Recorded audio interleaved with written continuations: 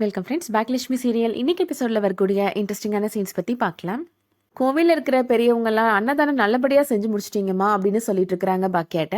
ஏன விருந்து மாதிரி ரொம்ப அற்புதமாக இருந்துச்சுமா அப்படின்னு சொல்கிறாங்க. பாக்கியாட்ட அவங்க கேட்ரிங் பண்ணதுக்கான பணத்தை கொடுக்குறாங்க. பணத்தை வாங்கிட்டு ரொம்ப சந்தோஷப்படுறாங்க பாக்கியா. பழனிசாமியுமே கரெக்டாக அந்த டைமுக்கு கோவிலுக்கு வராரு. பாக்கியாட்ட எதுவும் சொல்லிட வேணாம் அப்படின்ற மாதிரி கஞ்சாட காமிக்கிறாரு அங்கே நிற்கிறவங்ககிட்ட. இங்கே என்ன மேடம் இங்கே அப்படின்னு தெரியாத மாதிரி கேட்குறாரு பழனிசாமி. அன்னதானத்துக்கு கேட்ரிங் நாங்கள் தான் சார் பண்ணணும் அப்படின்னு சொல்லிட்டு இருக்கிறாங்க பாக்கியா. மேடம் எப்படி நல்லா சமைச்சாங்களா அப்படின்னு கேட்குறாரு பழனிசாமி. இங்கே சொல்கிறப்ப கூட நாங்கள் நம்பல சார், ஆனால் அற்புதமாக சமைச்சிட்டாங்க சார் அப்படின்னு சொல்கிறாரு அங்கே இருக்கிறவர். என்ன சார் சொல்கிறீங்க அப்படின்னு கேட்குறாங்க பாக்கியா. சார் சொல்லி தான் நாங்கள் உங்களுக்கு ஆர்டர் கொடுத்தோம் அப்படின்னு அங்கே இருக்கிறவங்க சொல்லிடுறாங்க. ஏன் சார் இந்த விஷயத்தை என்கிட்ட நீங்கள் சொல்லவே இல்லை அப்படின்னு பாக்கியா கேட்குறாங்க. எங்க மேடம் இதில் ஒரு பெரிய விஷயமா அப்படின்னு சொல்லிட்டு இருக்கிறாரு பழனிசாமி. அன்னதான சாப்பாடு சாப்பிட்டுட்டு போலான்னு வந்தேன் அப்படின்னு சொல்கிறாரு பழனிசாமி. நீங்க வாங்கனே, நான் சாப்பாடு எடுத்து வைக்கிறேன் அப்படின்னு செல்வி சொல்லிட்டு போறாங்க.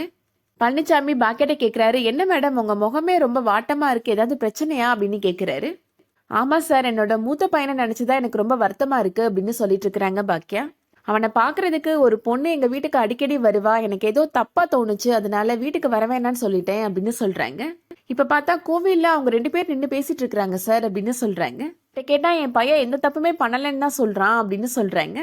இருந்தாலும் அவன் சொல்றதுல எனக்கு நம்பிக்கை இல்லை. அவரோட அப்பா மாதிரியும் செல்லியன் மாறிடுவானோ, என்னோட நிலைமை ஜெனிக்கும் வந்துருமோன்னு எனக்கு ரொம்ப வருத்தமா இருக்கு சார் அப்படின்னு சொல்றாங்க பாக்கியா.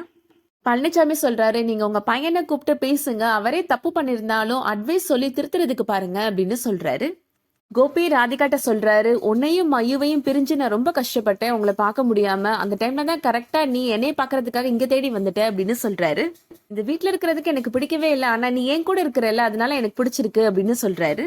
சீக்கிரமா இந்த வீட்டை விட்டு வரதுக்கான வழியை பாருங்க அப்படின்னு சொல்லிட்டு இருக்கிறாங்க ராதிகா. நிலா பாப்பாவை கூப்பிட்டுட்டு இப்போ இனியா வராங்க. நிலா பாப்பாவை கூப்பிட்டு மடியில உட்கார வச்சுக்கிறாரு கோபி. காலேஜ்லாம் எப்படி போயிட்டு இருக்குது, உனக்கு ஃப்ரெண்ட்ஸ் எல்லாம் கிடைச்சிட்டாங்களா அப்படின்னு கேட்டுட்டு இருக்கிறாங்க ராதிகா. காலேஜ் போன ஃபர்ஸ்ட் டேயே எனக்கு ஃப்ரெண்ட்ஸ்லாம் செட் ஆயிட்டாங்க அப்படின்னு சொல்லிட்டு இருக்கிறாங்க இனியா. இனியா அப்படியே என்ன மாதிரி தான் எல்லார்ட்டையும் ரொம்ப ஓப்பனா பேசுவா, ரொம்ப ஜாலியா பழகுவா அப்படின்னு சொல்லிட்டு இருக்கிறாரு கோபி. ஃப்ரெண்ட்ஸ் போட்டோலாம் ராதிகாட்ட காமி அப்படின்னு சொல்றாரு கோபி. இனியாமே அந்த போட்டோஸை காமிச்சிட்டு இருக்கிறாங்க. அக்காவோட போட்டோ பாக்குறியா அப்படின்னு சொல்லிட்டு இருக்கிறாரு நிலா பாப்பாட்ட கோபி. அக்கா இல்ல டாடி, அத்தை அப்படின்னு சொல்றாங்க இனியா. கோபி வீட்டுக்கு வெளியே நின்றுட்டு இருக்கிறாரு. அந்த டைம்ல கரெக்டா கணேஷ் அங்க வராரு. நீங்க யாரு அப்படின்னு கேக்குறாரு. நான் நிலா பாப்பா அப்பா அப்படின்னு சொல்றாரு கணேசன். ஓ, நீங்க எழில பார்க்க வந்திருக்கிறீங்களா, எழிலோட ஃப்ரெண்டா நீங்க அப்படின்னு கேக்குறாரு கோபி. ஆக்கியா இப்போ கணேஷும் கோபியும் பேசிட்டு இருக்கிறத பார்த்த உடனே ரொம்ப பதட்டம் ஆயிடுறாங்க. என்னப்பா விஷயம், எதுக்கு நீங்க வந்திருக்கிற அப்படின்னு கேக்குறாங்க. எழிலோட ஃப்ரெண்டு போல எழில தேடி வந்திருக்கிறாரு அப்படின்னு சொல்றாரு கோபி. எழில் வீட்டுல இல்ல அப்படின்னு சொல்றாங்க பாக்கியா. ஆமா, எழிலோட பைக் இல்ல, அவன் இன்னும் 5 மினிட்ஸ்ல வந்துருவான்ல, நீங்க வீட்டுக்குள்ள வந்து வெயிட் பண்றீங்களா அப்படின்னு கேக்குறாரு கோபி. அதெல்லாம் அவன் வர லேட் ஆகும், நீ கிளம்புப்பா அப்படின்னு சொல்லிட்டு இருக்கிறாங்க பாக்கியா. அதுக்கப்புறமா கணேச கூப்பிட்டுட்டு கேட் பக்கத்துல நின்று பேசிட்டு இருக்கிறாங்க. நான் உன்னோட அம்மா அப்பாவை பார்த்து பேசினேப்பா, உன்னை பத்தின எல்லா விஷயங்களும் சொன்னாங்க அப்படின்னு சொல்றாங்க பாக்கியா. நான் சீக்கிரமாவே உங்க வீட்டுக்கு வந்து பேசுறேன்ப்பா, நீ இப்போதைக்கு கிளம்பி போப்பா அப்படின்னு சொல்லிடுறாங்க. எழிலோட ஃப்ரெண்டு தானே, வீட்டுக்குள்ளேயே வர சொல்ல மாட்டேன்ற அப்படின்னு கோபி கேட்கிறாரு. எழிலுக்கும் அவனுக்கும் ஏதோ சண்டை போல அப்படின்னு சொல்லிட்டு இருக்கிறாங்க பாக்கியா. ஏதோ அம்மா அப்பான்னு பேசிட்டு இருந்த மாதிரி காதல விழுந்துச்சு அப்படின்னு கேட்கிறாரு கோபி. அவங்க அம்மா அப்பாவுக்கு உடம்பு சரியில்லை, அதான் நான் பார்த்தேன்னு சொல்லிட்டு இருந்தேன் அப்படின்னு சொல்றாங்க பாக்கியா. அவங்ககிட்ட ஒரு முக்கியமான விஷயம் பேசணும் அப்படின்னு சொல்றாங்க பாக்கியா. என்ன விஷயம் சொல்லு அப்படின்னு கேட்கிறாரு கோபி. வீட்டுல இருக்கிற யாருக்குமே இந்த விஷயம் தெரிய வேணாம், நான் உங்ககிட்ட தனியா பேசணும் அப்படின்னு சொல்றாங்க பாக்கியா. நாளைக்கு நீங்க வாக்கிங் போவீங்கல்ல, அப்ப நான் வந்து பேசட்டுமா அப்படின்னு கேக்குறாங்க. அந்த டைம்ல கரெக்டா ராதிகாவுமே அங்க வந்துடுறாங்க. ராதிகா பார்த்த உடனே பாக்கியா அங்க இருந்து போயிடுறாங்க. என்ன பேசிட்டு இருந்தாங்க உங்ககிட்ட அப்படின்னு கேக்குறாங்க ராதிகா. என்கிட்ட ஏதோ ஒரு முக்கியமான விஷயம் பேசணும்னு சொன்னா, அதனால நாளைக்கு வாக்கிங் போறப்ப பேசுறேன்னு சொன்னா அப்படின்னு சொல்றாரு கோபி. நீங்க 2 பேரும் தனியா பேசுறதுக்கு அப்படி என்ன இருக்கு, வீட்டுல யாருக்கும் தெரியாம பேசணும்னு சொன்ன மாதிரி இருந்துச்சு அப்படின்னு கேக்குறாங்க ராதிகா. அதைத்தான் நானும் யோசிச்சுட்டு இருந்தேன் அப்படின்னு சொல்றாரு கோபி. நீங்க போய் பேச போறீங்களா அப்படின்னு கேக்குறாங்க ராதிகா. அந்த டைம்ல கரெக்டா கோபிக்கு போன் கால் வருது, அவர் அங்க இருந்து போயிடுறாரு. பாக்கியா இப்போ கணேஷோட அம்மாவுக்கு கால் பண்றாங்க. நீங்க உங்க பையன் விஷயத்துல என்ன முடிவு எடுத்திருக்கிறீங்க அப்படின்னு கேக்குறாங்க. அங்க என்ன முடிவுமா எடுக்க முடியும் அப்படின்னு கேக்குறாங்க கணேஷோட அம்மா. எங்க பையன் செத்து பொழைச்சு வந்திருக்கிறான், அவனுமே பொண்டாட்டி பிள்ளைன்னு சந்தோஷமா வாழணும்னு தானே நாங்களும் நினைப்போம் அப்படின்னு சொல்றாங்க கணேசனோட அம்மா.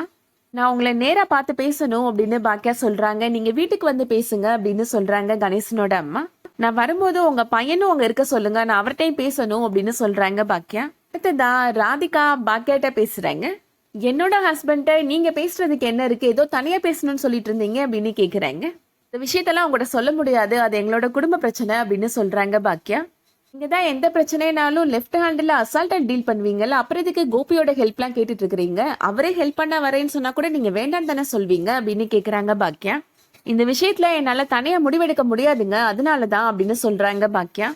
என்னோட பசங்களோட வாழ்க்கை பத்தின பிரச்சனை அப்படின்னு சொல்றாங்க. எந்த பிரச்சனையா இருந்தாலும் தனியா டீல் பண்ணுவேன்னு சவால்லாம் விடுவீங்க அப்படின்னு சொல்றாங்க ராதிகா. நீங்க உங்களை பத்தி என்ன நினைச்சிட்டு இருக்கிறீங்க, இந்த உலகத்தையே திருப்பி போட்டலாம் நினைச்சிட்டு இருக்கிறீங்களா அப்படின்னு கேக்குறாங்க. இடையில ஏதாவது ஒரு விஷயம் நடந்து உங்க கான்பிடென்ட்டை சுக்குநூறா உடைச்சிருது இல்ல அப்படின்னு கேக்குறாங்க.